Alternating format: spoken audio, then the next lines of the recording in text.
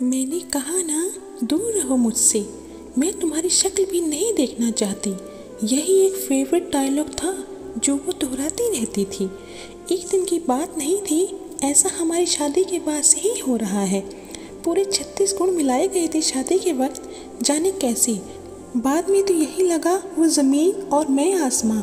मैं खुले हाथ खर्च करने वाला, अगर कोई आकर ज़रूरत बता कुछ मांग लेता तो मैं कभी मना नहीं कर पाता। और वो दांतों से रुपए पकड़ने वाली, 1 रुपया इधर उधर हो जाए तो दिन भर हिसाब करने मांगती।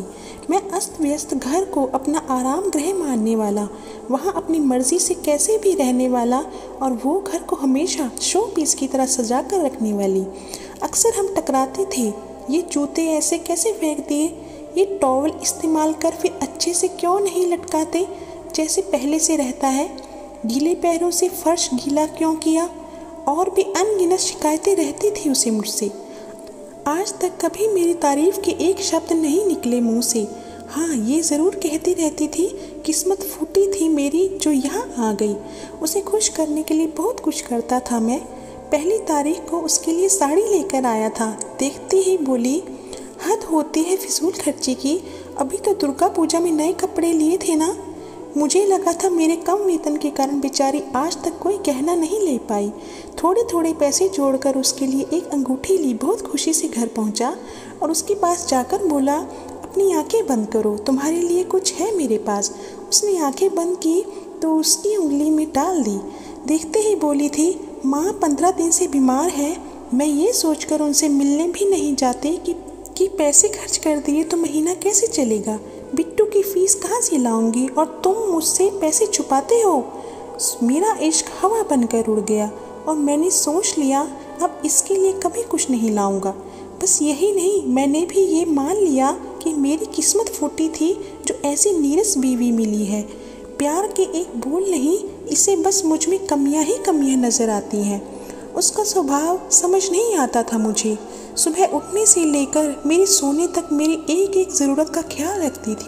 मेरी पसंद का ही खाना बनता था मेरे घर में।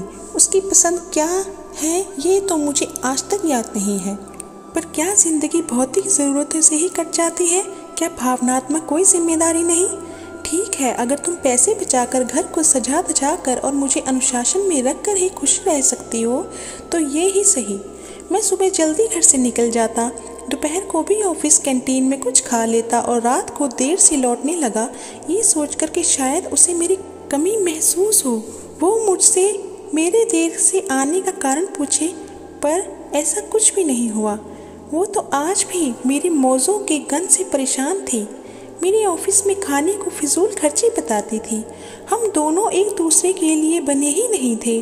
अगर हमारे बीच बिट्टू नहीं होता तो मैं कब का उसे छोड़ चुका होता। धीरे धीरे उसे बदलने की कोशिश कम हो गई। मैंने मान लिया ये मेरी बदरंग ज़िंदगी ऐसे ही कटेगी। एक दिन दोपहर को कैंटीन में बैठा सैंडविच खा रहा था, तभी सविता मेरे पास आई।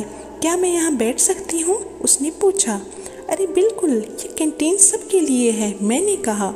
आपका घर यहाँ पास ही है ना? वो बोली। अभी 3 महीने ही हुए थे उसे इस ऑफिस में आए और मेरे बारे में इतना जानती है। मैं भीतर से खुश हुआ। हाँ, पास ही है, मैं बोला। फिर भी घर नहीं जाते खाने? क्यों, वाइफ कहीं बाहर गई है क्या?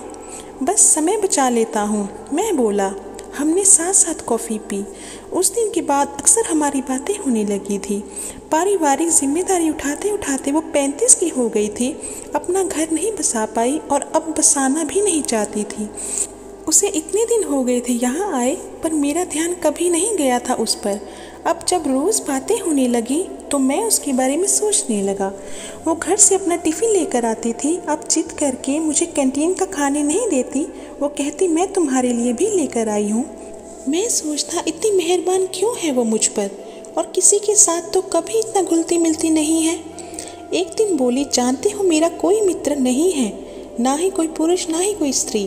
तुम पहले ऐसे इंसान हो जिसका साथ मुझे अच्छा लगने लगा है। उसकी बातों ने धड़कनें बढ़ा दी थी मेरी। क्या मैं सच में इतना खास हूँ? फिर चारू को क्यों एक भी गुण आज तक नज़र नहीं आए मुझ में? कमी तुझ में नहीं उस घमंडी औरत में है, मैंने खुद को समझाया और सविता की दोस्ती को दिल से स्वीकार कर लिया। अब मैं उदास नहीं रहता था, अब कोई कमी नहीं लगती थी ज़िंदगी में। सुबह उठने के साथ ही जल्दी रहती थी ऑफिस पहुंचने की, जल्दी जल्दी काम निपटाता और उसके बाद का सारा वक्त मेरा बस सविता के लिए था। कई बार हम ऑफिस के बाद कॉफ़ी शॉप में गए, पार्क के बेंच पर बैठकर घंटों बातें की और एक दिन सविता ने साथ पिक्चर देखने का प्लान भी बना लिया। रविवार का दिन था, मैं ऑफिस का ज़रूरी काम है बोलकर घर से निकल रहा था। रविवार को भी अब ऑफिस पूरा दिन बिताकर भी पेट नहीं भरता क्या, चारू बोली थी। पहली बार उसका ये ताना मुझे अच्छा लगा था, ऐसा लगा वो मेरे साथ रहना चाहती है।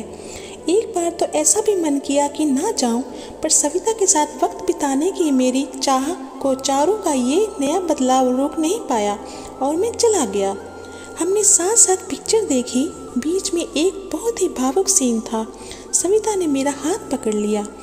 एक तो ये रोमांटिक फिल्म और दूसरा पहली बार किसी नारी ने इतने प्रेम से मेरा हाथ पकड़ा था। मैं तो भाव विभोर था। उन पलों में एक बार भी मुझे चारू का ख्याल नहीं आया। फिल्म देखने के बाद साथ खाना खाया, फिर पार्क के कोने वाले बेंच पर उसका हाथ थामे बैठा था। उसने अपना सिर मेरे कंधे में रख दिया। रात को जहाँ मैं मुंह लटकाए घर आता था, वहीं मैं गुनगुना रहा था। चारू ने भी मुझे एक बार भी किसी भी काम के लिए नहीं टोका। रात को वो बड़े कोमल स्वर में मुझसे बोली, ऑफिस में आजकल बहुत काम होता है क्या? हाँ, आजकल काम ज़्यादा ही हो रहा है, थोड़े ज़्यादा पैसे तुम्हें दे पाऊँ इसलिए ओवर टाइम करता हूँ।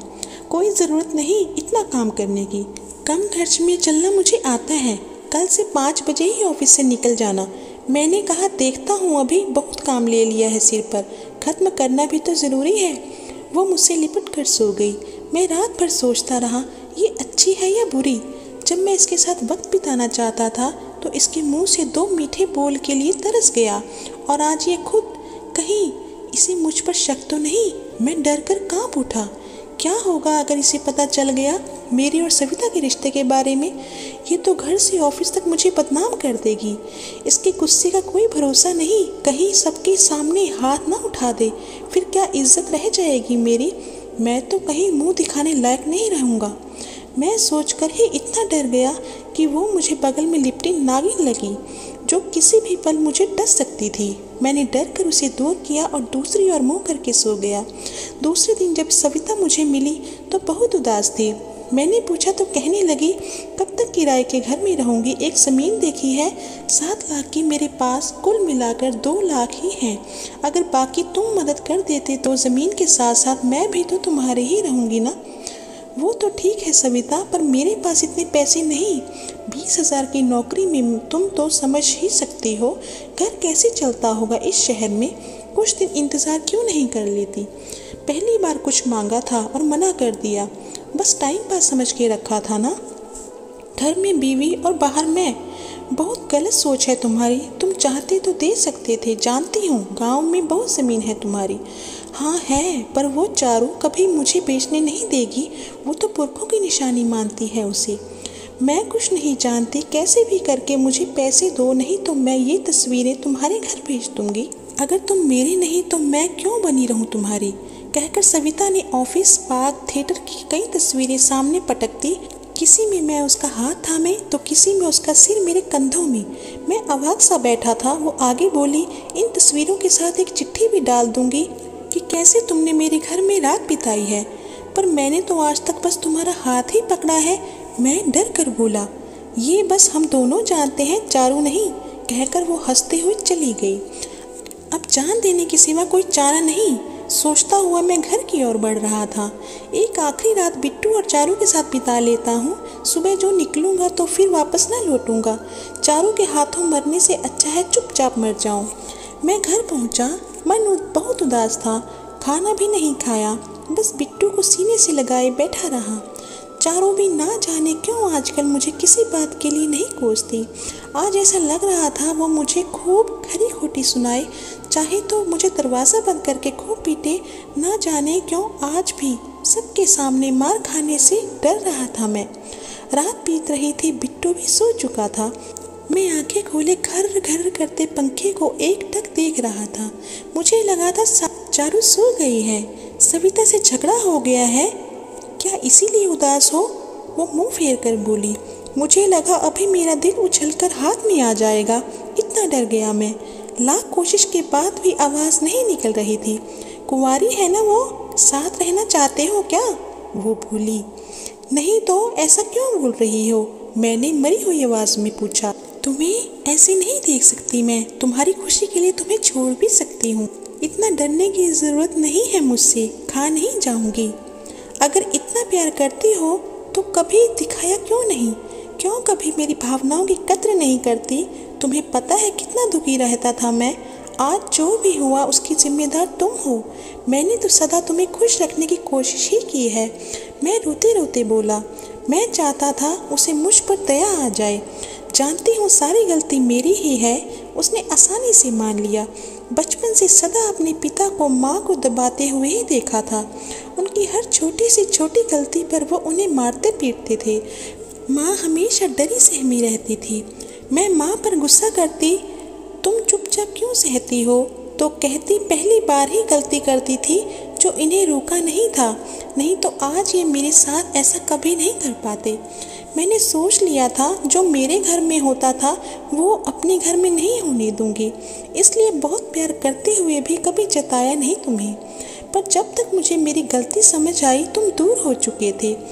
मैं बिट्टू को लेकर पार्क गई थी, वहीं देखा था उसे, तुम्हारे कंधे पर सिर रखे बैठी थी। बाद में पता किया तो पता चला कि तुम्हारे ऑफिस में ही काम करती है।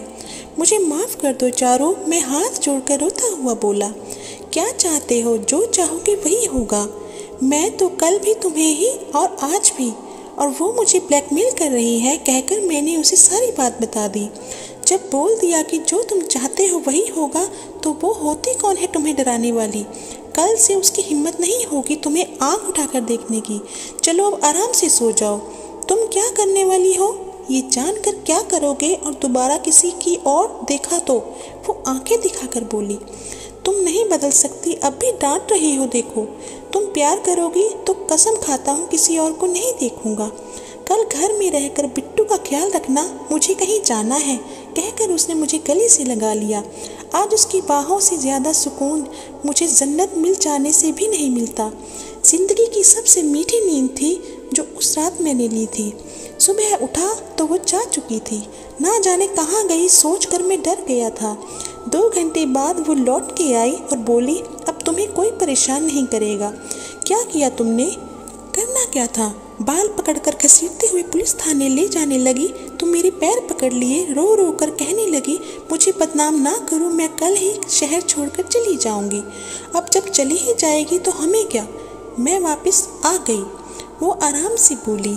मुझे पहली बार ऐसी खतरनाक बीवी मिलने पर गर्व हो रहा था। मैंने भगवान को ढेर सारा धन्यवाद किया और अपनी चारुलता को गले से लगा लिया। अगर आपको ये स्टोरी अच्छी लगी हो तो चैनल को सब्सक्राइब ज़रूर कीजिए, अपने दोस्तों के साथ भी शेयर कीजिए और कमेंट में ज़रूर बताइए कि कैसी लगी आपको ये स्टोरी। मिलते हैं अगली वीडियो में कुछ ऐसी ही स्टोरी के साथ। तब तक के लिए हंसते रहिए और औरों को भी खुश रखिए। धन्यवाद।